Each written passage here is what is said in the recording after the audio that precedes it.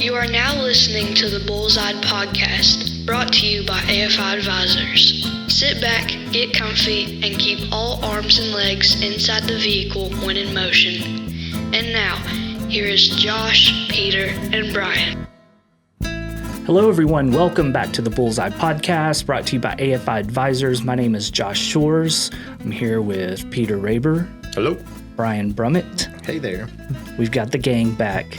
Isn't it great? Is this the first time we've done this year? This year. Yeah. This year. Episode 2.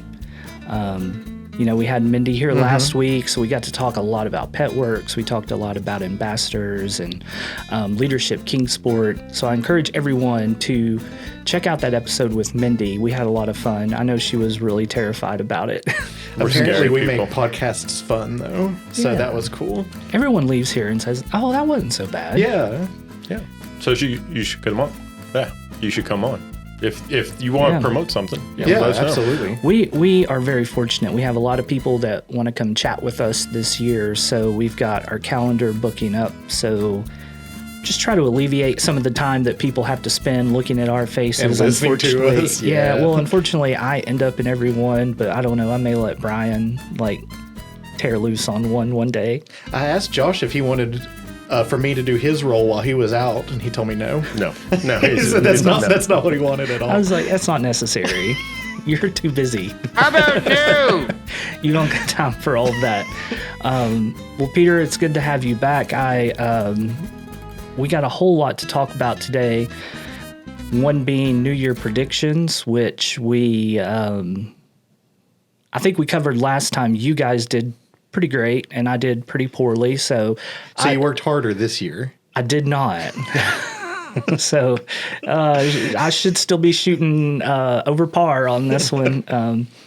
But I also wanted to talk real quick.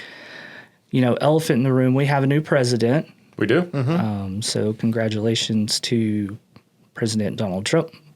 And Made it through inauguration? yeah, Yeah. made it through inauguration. Nothing crazy happened. I can't think of another situation where a president was elected 4 years after they were. Yeah, it's kind of weird, isn't it? Yeah, what, Grover Cleveland? Okay, I was thinking there might have been one, but I couldn't remember. Yeah, I think that was and his was with a different party that he came back. Okay. So that was really That's neat interesting. that was really neat to watch it was neat to watch the inauguration. We were off that day because it fell on Martin Luther King Jr. Day, and I was able to kind of spend that time on the couch, and I just watched it all day. It's pretty fascinating. It is interesting. Yeah, and I didn't necessarily watch it, because it was him. I watched it because I don't recall the last time I ever did, to be quite honest The with you. traditions and things that surround it are really cool. Yeah. Yeah. I know they were disappointed to have to move it inside. Yeah. I tell you what, though, that was really cool. Yeah. I thought it was. I bet it sounded amazing. Who was it? Bernie Sanders last year with his little mittens, or last inauguration with his little mittens sitting in the chair. I haven't gotten any of those yet. Because that was a meme. Yeah, he went meme on it. The meme from this one will be Melania's hat. Okay, Yeah. I've You know, seen it a looks few like with the Hamburglar. Yeah. So, yeah. I've seen a few with George W. Bush. He looked a little spaced. He looked. He is just winking and comedic smiling. gold.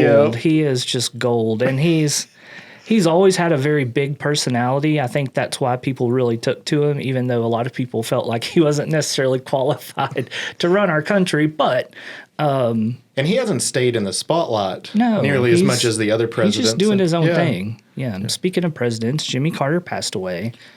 Wasn't that Yeah. wild? We just talked about him 4 or 5 episodes ago. And the market closes when presidents pass away for whatever the international or the federal day of mourning is for the United States. And so that's kind of thrown a wrench in a lot of our things in January too. We've just had a lot of starts and stops just calendar wise. Yeah. And February is not much better. You get what's in February? You got President's Day, you got Valentine's. You just have a lot of these things in the front half of the year that keep you from getting a week after a week of momentum doing things. It is But- Our front of the year is really hectic, and our end of the year is really hectic, and then our summers. That's when we get to research and have a lot of fun. Yeah. But Jimmy Carter, tremendous individual, tremendous, as opposed to maybe, not hearing about President Bush, I can't think of anybody else who's done more after they've been president than President Carter. We looked it up. He'd helped like home thousands of families through Habitat for Humanity. It was a wild It was number. insane. Yeah. His grandson gave a very funny and good eulogy. So, I really hate to hear that. I just thought it was kind of strange that we had just talked about it because he had just turned 100. Yeah. It's a big deal. I don't know that I want to live to 100. Depends on the quality of life. I mean, but what is your quality of life at 100? I mean, let's be real. Well, I He think was out building houses about 4 years ago. I think the thing will be is what does the world look like when Right. you're turning 100? Your quality of life might be great. You know, science and technology might have taken away the things that make being 100 bad. I think I am in the unfortunate demographic of the really cool technology, and this is kind of in my predictions. I don't want to give it away, but the really cool technology that's going to probably really benefit folks' health and longevity and all those things. I think I'm just gonna miss it. I think it's after me. I think I'm gonna get to the age where that stuff's starting to take off, and it's too late for me. What's done's done. I'm going to be able to retire and have time to play video games shortly after my eyesight goes away and I'm not able to play video games anymore. I'm older than both of you guys, so I guess I'm in trouble. Yeah, but not by much though. No. I mean, I just see blind Brian over there playing Call of Duty or something. It's not that much different than sighted Brian. So, yes, we got a new president. How many executive orders has he? It's been a decent number, place? and this is something that we've talked with a lot of our clients about, is the fact that because Congress is so messed up and so divided, most of the action that we see nowadays from the political sphere that affects people's portfolios and the market and everything else come now through executive action. So I think, there was 13, 14 right out the gate, but one of those revoked 78 of President Biden's. Yep. And then, there's 13 others that are doing various things. And I think that's going to be the biggest thing that we're keeping an eye on is what executive orders affect what and how do they play out throughout. So a big one, if we go down the whole tariff route, what does that do to, the economy and import prices, export prices? More of that type thing than what you would maybe have seen the last time we had unified government, which last time we really had a unified government was President Obama's first 2 years, and you got Obamacare, American, Health Act. And there's just not enough votes now. The House is basically 50-50. The Senate, there's not that 60 vote majority, so they can't get things through. So a lot more of these like one-off small things, continuing resolutions, executive orders. So Gulf of America. the Gulf of And America. they seem temporary because, in 4 years from now, there's going to, if That's the Republican literally- side doesn't win, there's just going to be reversed back. That's my biggest pet peeve with almost anything presidential is it seems like you spend half your time trying to unwind what was just done, and by the time you start to gain some steam, you're out. But and not then to it's just like, I don't know. Yeah. I feel like there's got to be a better way.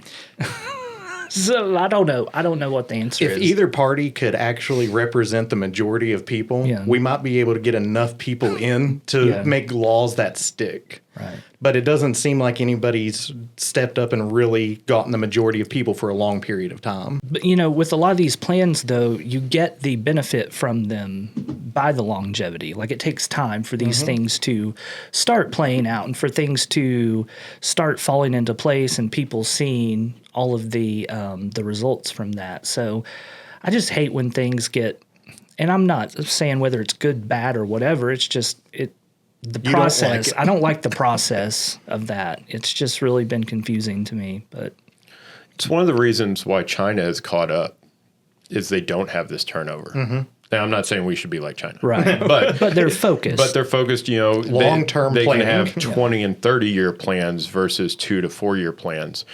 And, that is one of those things that even the things that do get passed into law, it takes 10, 15 years sometimes to see the full, effect. So a lot of times voters are like, well, what'd you do for me? And it's like, well, actually what got done for you was 3 presidents ago. Right. Exactly. Exactly. So it's hard to balance that a lot of times, especially in our system, because you've got midterms at 2 years. And then basically the start of the election season for the next time. And it's going to be a crazy one next time around, and assuming that it's 2 new candidates, you're going to have a mad dash, and you're going to have a lot of people looking to fill that kind of void. And, so really, next 2 years are what we're looking at as far as major things getting done before the next campaign season. Mm-hmm.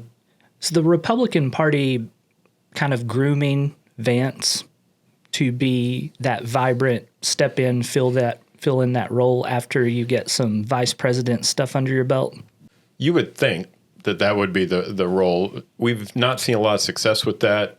We've had Dan Quayle who didn't do that. We had Al Gore who close but no. Biden initially. Biden didn't get it, right out the gate because Hillary Clinton got it. And then I think the thing that's probably working against J.D. Vance and similarly worked against Mike Pence is the fact that President Trump is not one to, there's the Lord of the Rings quote, not one to share power lightly, type thing. He's not going to want to give up that spotlight in the way that it would where he could launch that. So J.D. Vance, if he does want it, it's going to have to use his position to, do it himself. The other one, that we don't mention really because he never was going to run for president is Dick Cheney. Right. And he went after a different role. So you also have Vivek who just dropped out of the government role for Doge to run for the governor of Ohio. So you could see a lot of different things happening. And, of course, they'll go where the money goes, which is one of the reasons why I think Vivek actually has if he can get governing experience, which was the big negative to him in a lot of people's eyes, is he didn't have any, functional, experience. He's probably higher on President Trump's list to push forward. But we also, we didn't know President Trump was going to be running at this point in 2012 either. No. So there could be, someone step up. We didn't know Obama was going to be running at this point in, 2004. Right. So. So you can get Mark Cuban running again. I mean, he's really put himself forward in the... And he dropped out of Shark Tank recently, so he's got time now. Yeah. So it's going to be wide open on both sides. Mm-hmm. It'll be really interesting. I think that's going to be the question, really, of the next couple of decades is, does the Republican Party revert to the Jeb Bush of the world, George Bush of the world, or does it go further down the path of President Trump and J.D. Vance and, that grouping? Because you do have 2 wings of the Republican Party. New school Republicans. Wait, Mark Cuban's not doing Shark Tank anymore? No. He's my favorite. Well, you obviously didn't pay too much attention. He has made so much money off Shark Tank. Oh, it's insane. Their return on investments are really good. I just want to hang out with him. Some of their Shark Tanks. Him and Kevin O'Leary, I think, had the highest amount that didn't make money, but he also had the highest amount that did. Yeah. Right. Well, it's risk. Yeah. I mean, and he gives everybody a deal, Kevin O'Leary does. No one just have to hit it big once. Yeah, you just have to. Everyone hates Kevin O'Leary. I know, but he's always willing to he just gives loans. But it really does take like one position on one of these Shark Tank investors. I think Cuban's in on multiple billion-dollar businesses that have grown out of Shark Tank. Lori's done really he's not well. giving up $1 billion in funding. So yeah, me and my wife when we watch Shark Tank and Cuban offers $100,000 or $200,000, we always do the math. It took him 5 minutes to get that.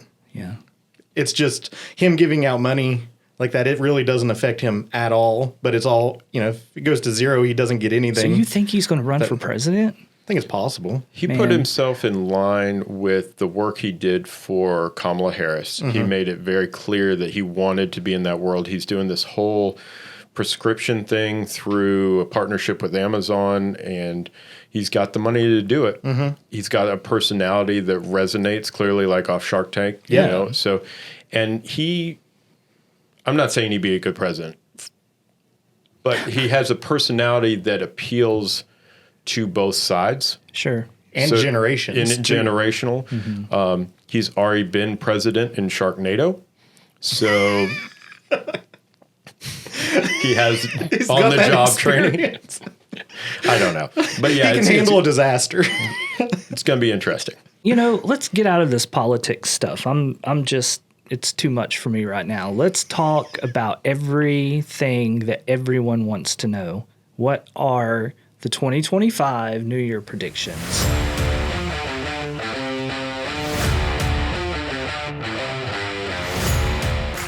Brian, why don't you go ahead and get us started? Let's do one at a time. We'll go ring around the rosy style. All right, I'm going to start off doom and gloom. I think the cost of food in 2025 is going to increase by 5% or more. Oh. It's averaged about 3.2% over the last 10 years. And it's only been up more than 5% 5 times since 1982. And I think it's going to happen again this year. Well, I sure hope it doesn't, but I do too. You were right on stuff last time, so now I'm going to be depressed. We're going to have to just keep track of it. My through the eggs are going to be so expensive. I think you've got a good shot at being right. I think it's completely dependent upon the tariff situation. Yep. What do we see, especially with our closest partners, Canada and Mexico. You've got the whole like avocados from Mexico, that type of stuff. If those go up, I think that's going to be the biggest thing is how much do tariffs play into it? Our structural inflation is just continuing to go. We're much lower than we were, but broadly, we're going to be up probably 2.5%, 3% anyway. Yeah. So food being a little bit more. I just figure it's more imported and exported. The work that goes into it's done by Vandalay Industries. Yeah, different industries and stuff. Importer, exporter. Yeah. Sorry, that's a Seinfeld little ditty. But yeah, that's you my don't know first Seinfeld. I know a little bit of Seinfeld. It's a good show. I'll match your doom and gloom, and I'll raise you a love story. Baby, right. Just say yes. It's a love story. I had to eat some crow in regards to my Taylor Swift, Travis Kelce prediction that they were going to break up last year. So even though I don't care too much about either one, my prediction is they're going to get married this year. Okay. Going I 180. like that. Yeah. There you go. I think you got a good shot. Yeah. Yeah. I don't know that it'll be like all because of love, but they'll probably get married. So you're saying engaged and married in 2025? Yeah, they seem like the type that would do something. Like a 6 weeks later, they're married. Quick, spontaneous, which would be fun. We were talking about how funny it would be if they did break up and he was the first one to release a song about her. The personality of the Kelce brothers, I could see it, because Jason has the Christmas albums that he does every year. Everywhere. It could be funny. They could just release it really quick. Yeah. I think it'd be a good PR moment if they... Yeah. So, Travis, Taylor, invite me to the wedding. Josh we'll have at you on the podcast. afadvisors.com. Yeah. Be fun to catch up. It might depend on what happens this weekend. So this will probably release after this weekend, but you do have the NFL playoffs. They're playing the Bills. I think that's probably the real Super Bowl, whoever wins between them and the Bills.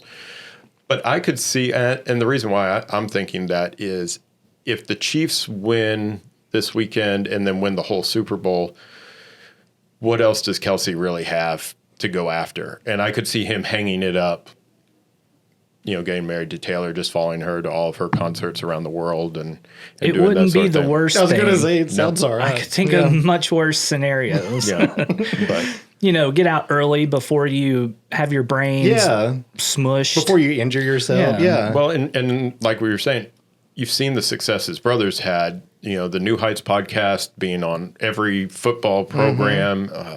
So they've got a life after football that not a lot of athletes do. Yeah. And so I could see that playing into it. And I could, you know, even without his salary, I bet they could probably make it on Taylor's. They'd probably be okay. They'd probably be all right. After that $1 billion Eras tour, I think they're going to be just maybe fine. we might have to help them manage it a little bit, but And I did say billion with a B. I think they're going to be just they're fine. going to be all right. I will say this about commentators, because you were talking about his brother, and he's doing some commentating for the NFL, and all these former players are doing it. Man, some of them are bad. Yeah. And there's one that's really bad that I have turned football games off because I just can't stand to listen to him, and it's Tom Brady. Tom Brady, I know that you're probably listening, but you're terrible at broadcasting. Please just do something different. I don't care. Go back to the NFL if you want to. It might be the one thing that Tony Romo is better at than Tom Brady. Tony Romo is amazing calling games. He's just got like the best voice. He knows so much about the plays, and he's got a personality. Yeah. Tom Brady doesn't have a personality, and he's not very charismatic. I mean, it's what it is. Yeah. He won a bunch of Super Bowls, but it's like the Jeff Gordon of the NFL. Anyways, Peter, give us your second prediction, since the other one was a prediction. So I'm going to skip actually even the one that I thought I'd go first, because I'm going to tie into the heart reference that you just went with. Great. I think we're going to see a 3D printed functional heart. Bioprinting is right around the corner. I think we're going to see it. Basically, they print with genetic material a heart, then they incubate it in a human-like environment. And then I think I don't know that we'll see it implanted, but I think you're going to have 3D basically printed organs becoming a thing in 2025. I agree. That's what I'm talking about. I think that's cool. It's going to be perfected and ready to go by the time I die for the next generation to enjoy. Of heart failure. I mean, and if we do get to there, I mean, that's going to be such a massive... Well, it's huge. Change, just because think about how many lives can be saved by people who are just on endless waiting lists of... You'll never have to tick the I'm an organ donor box again. Yeah. We don't need them. We can just bioprint them. I think if you're making hearts, you'll go a long way. Well, I mean, I wonder if that would eventually turn into kidneys and or whatever else. Yeah, for real. I think that'd be awesome. Interesting. All right, Brian, back to you. All right. The Magnificent Seven stocks. So that's Amazon, Apple, Alphabet, Microsoft, Tesla, Meta, and NVIDIA. They currently make up... Yeah, me and Josh are going to talk about NVIDIA's. There we go. But we'll sidebar that later. Yeah, we'll sidebar that later. Funny story. So they currently make up 31.27% of the S&P 500. I believe by the end of the year, they're going to get up to 35%, which means that they're going to outpace the overall S&P 500. It's been the trend. It's been the trend. So this is the first year that I've seen that they're actually calling for the opposite of that. Yep. However, I think that the amount of money and power that these companies have are going to allow for more mergers and acquisitions and that sort of thing. The possibility for an easing of regulations around those companies could help. The percentage of exposure to them in passive investments like the SPY, every time you put money into that, they're currently getting 31% of the money, and the other, 493 stocks are getting the rest of it. Yeah. So just by doing that, we're going to grow at a percentage rate higher. I think that they're going to get to 35% of the S&P this year. I think a lot of the calls are for the opposite are purely from the fact of kind of that mentality of this can't keep going on.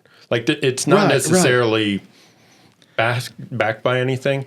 But I just don't see what's going to stop it. Yeah, we were talking about this kind of the other day where if you look at what happened to NVIDIA last year, great year. They were up 238%. Exactly. No, that was in 2023. They were, but huge growth versus something like Kraft Heinz, which is down 25% last year. And that's the disconnect we're starting to see in the market is these seven that are making the market seem like it's doing really well, So you're seeing the Dow Jones, you're seeing the S&P, all these stocks are getting pushed higher, but the underlying 493 in the S&P 500 just aren't participating the same way. And so you have all these people and all these strategies that are like, I can't be invested in just 7 stocks. Historically, that's a bad idea. Because you didn't want to own, was it BlackBerry, when it was Right. one of the top ones, Right. when it crashed. Yeah. But I don't think this is going to be the year that any of these crash. Well, so my second one has to do with NVIDIA, actually. So that was cool. I feel like we're in another great American. It's not even American, like a great race. You know, when back in the day we were trying to get to the moon and everyone was racing for this one, final project. I feel like AI is that final project. And I feel like everyone right now is at a mad dash to see who can get to the finish line first. And I know NVIDIA's pretty heavily involved with AI. They are the leading chip maker. They're the leading person right now, them and Microsoft probably. And so we shifted, it used to be Intel, AMD were the big chip people that everybody knew. Right. And then as soon as we figured out that these graphic processors could do AI better than the original chipset, we shifted to NVIDIA. Right. And I think that continues to go. Until the technology changes. Yeah. And that will be the big thing is, does Google with like quantum computing, which they had a big announcement near the end of the year, is that next transition? And whereas Intel, AMD had decades, Right. does NVIDIA have decades versus the fact that technology is just moving so fast? I was going to say, I don't think that the decades thing's ever going to be the case again. I think that in order for NVIDIA to stay where they are, they have to be the ones that create the thing that would put them out of business. Right. Well, so my actual prediction. He's talked about something interesting. Squirrel. Sorry. So my actual prediction is that NVIDIA will actually grow to be definitely larger than Google and Apple. It's on my sheet, NVIDIA 2x Apple. I think you're right. I think they continue to go. They will be the biggest company in the world. Until it stops, right? I mean, will they Until eventually? it stops, if it stops. yeah. Like I said, when Interesting. you have that much resources, you can't. It is easier for you to come up with the next technology than any other given person. Yeah. But there's a whole lot of other given companies trying to come up with the technology. It's crazy out there. Everyone's doing an AI something. And really, I feel like they benefited a whole lot from the issues going on over in China and Taiwan, because the Taiwan Semiconductors probably one of their biggest competitors. But Taiwan Semi makes NVIDIA chips for them. okay. I did not know that. Yeah. Yeah, that's Peter. cool. What you got? Number 2 for you. So NVIDIA was on there, so we'll skip past that. I'll stay in the AI world.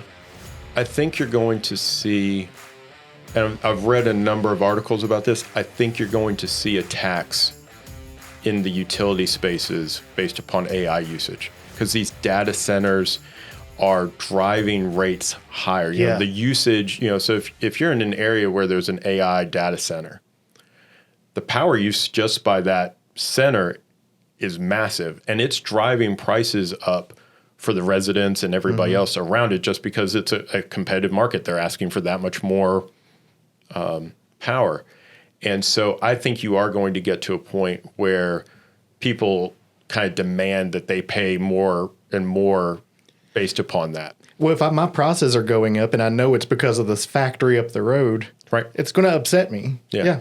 So I think, we've kind of had a easy glide of the AI launch. They talked about taxing the internet at one point. For similar reasons, but couldn't really figure out how to do it.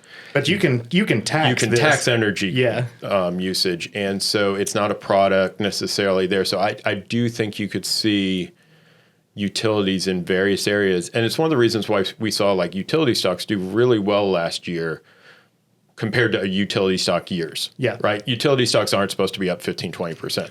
It's not what they do. You get paid your dividend, you keep moving on. But they were able to have outsized profits based upon how much energy was being used by these data centers. So I think that makes sense. Yeah. Something in there, some sort of regulation, tax, something is going to happen in that space. Here we go. The final round. All right. So make it a good one. I know you said you had 4, but we're going to do 3 because we're chewing up a lot of time here. All right. Companies that make home theater systems.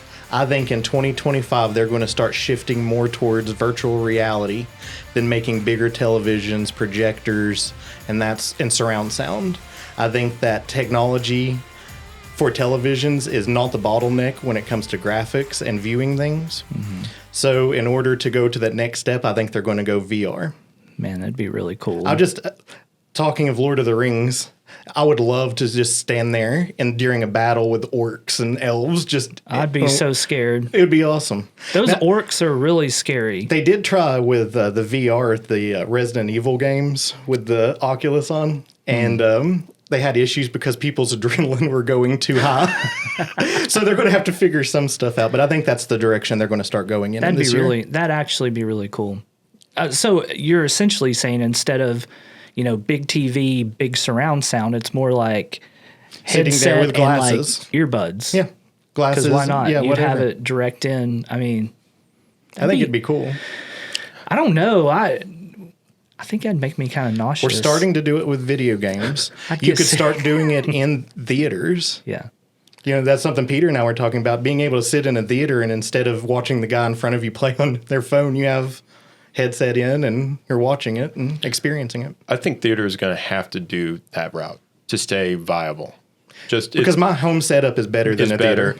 The place that I think theaters kind of piggybacking, especially if they get kind of the wrap screen, so not necessarily IMAX. Hey, maybe this is the year Kingsport actually gets their IMAX built. We've been told it's coming Peter's for 10 fifth years. Call. But I think sporting events are going to go to theaters in a way that you can have the camaraderie of being in the stands.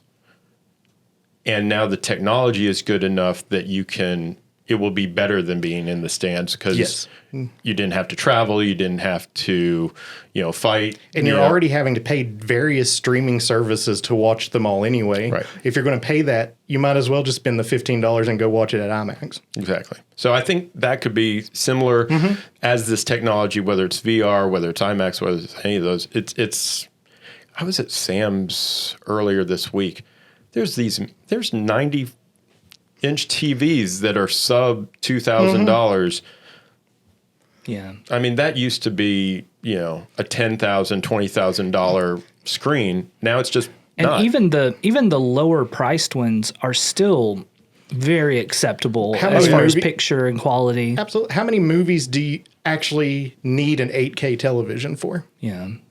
Because that's the thing. Like, if these things aren't uploaded in a certain format, then whether your TV can show it or not, it doesn't matter. You're just watching 1080 pixels on an 8K capable television. Yeah. They're eventually they're seeing the end of the road. Yeah. So one of them needs to innovate. That's where I came up with that. Yeah. Right. So my last one, I always like to do something that's not market related. So I think Shohei Ohtani. Last year I went with the home run record. This year, he's going to get back to pitching. I think he wins the Cy Young. Is he pitching this year? Supposedly. Now, the Dodgers have spent more money than, anybody. They've figured out the money game in baseball. They've spent, another $1 billion this year in contracts. But the thought process is that he comes back and is pitching this year. I think that's kind of his big story, and he wins the Cy Young. This is my final prediction. This is a pipe dream. I'll admit it. Don't judge me. It's a pipe dream. Out loud. I think the Tennessee Volunteers will win the national championship this year in basketball. Okay. I said it. They start off hot.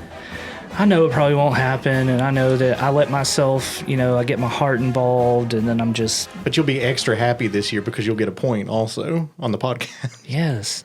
Man, I royally stunk it up on the previous predictions. Yeah. I royally stunk it up. But these are some good ones. Tennessee and some really has cool ones, too. The best athletic department right now. They're in hot the nation. right now. And so, speaking of which, I just want to make sure plug Tony Vitello and the Boy Scouts. So, local Sequoia Council Boy Scouts are having an event January 30th. Tony Vitello, the baseball coach, huge success, winning the national championship last year.